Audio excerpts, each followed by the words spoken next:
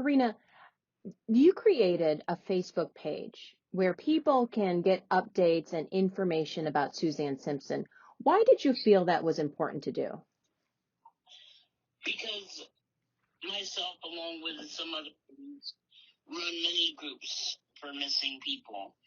And it gets the word out there to people that might not hear about her case. Because, for instance, we already have thousands of followers already. So there was a lot of people that hadn't heard about her case. And I thought she deserved to get, as well as other missing people, the attention put on her. She's a mom. Her children need her. Her family needs her. And she deserves to be found. What struck you about Suzanne Simpson's case? Unfortunately, like many other cases, it's because of the husband. Unfortunately, we see this all the time running these groups. And usually when a woman's missing, it's someone very close to her. And I think what else drew me to this case was I've never seen such, I don't know how to put it, like her brother-in-law. He is advocating so much, and he's even said he don't like how his brother is acting. He wasn't raised this way. If his brother won't talk, he will be Suzanne's voice, which I find that extraordinary. You don't see too many suspects' families act that way. How many of these Facebook pages have you created for these missing women? I don't know exactly how many, but we've had ones. We do missing women and children, and we have made over 100 groups. Okay. And how did you feel when you learned that investigators were done searching the landfill? It was a blow because earlier in the week they stated how they were positive, almost positive that something would be found there.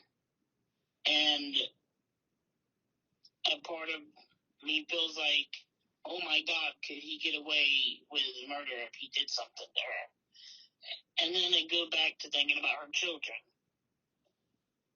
Like, it just sucks, and it feels like we're back at square one when just 2 days ago it felt like we were close. When you read the comments that are made on your Facebook, how does it make you feel? Do you feel that you are helping the investigation? Do you feel that you are a voice for her as a mom? Do you feel, because we get a lot of comments saying, why this woman? Because she's white, because she comes from a nicer neighborhood. I've seen comments in our group, and I try to remove them, that do bring race into it. Because I'm white and Spanish, and my children are black, so I try to remove those comments because I don't want that to come into play and hurt the investigation. Like, I don't think race should have anything to do with it. I do agree that it seems sometimes that people of color don't get as much attention as those that are not persons of color. But in my opinion, none of that matters right now. Like, so that's why I've been trying to,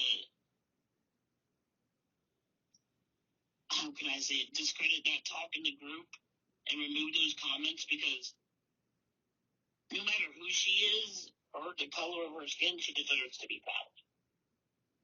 Right. Um, her youngest is 5 years old, and Yeah.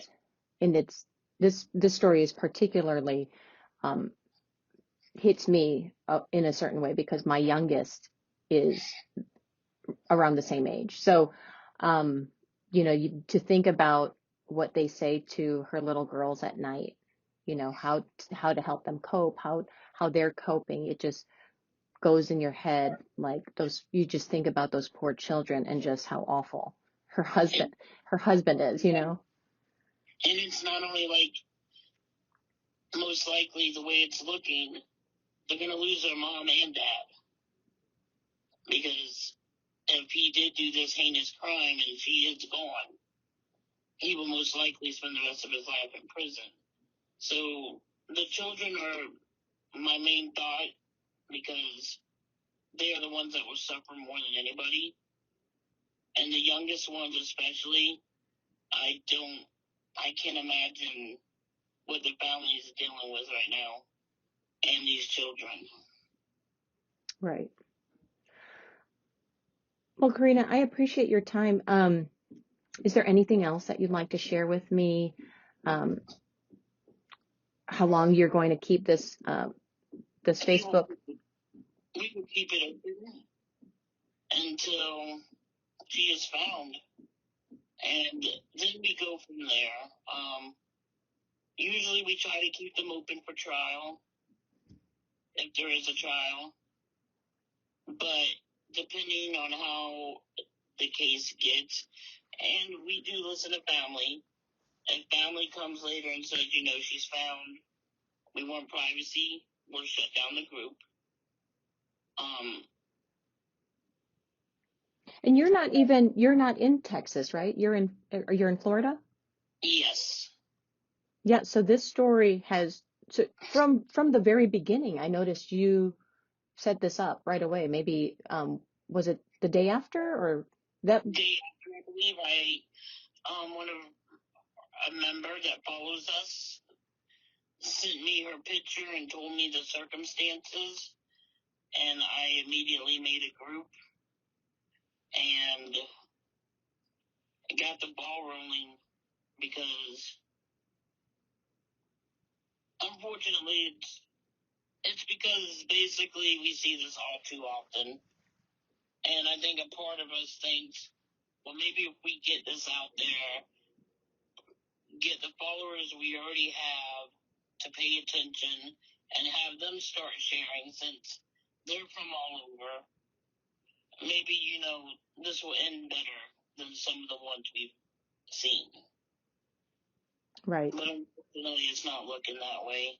And then, like you mentioned, what happened yesterday with the ending of the search at the landfill kind of was a blow, because we were so sure something would be there from what the police had mentioned. So it just, I don't know. All I know is that we just want her to be found no matter the circumstances. Obviously, we want her found safe. But if that's not an option and she's already gone, then she needs to be found either way, so her children and family can have a little bit of closure, and she can be laid to rest properly. And that way, I'm not going to say her husband because I have no proof of that, but whoever is responsible can face the consequences.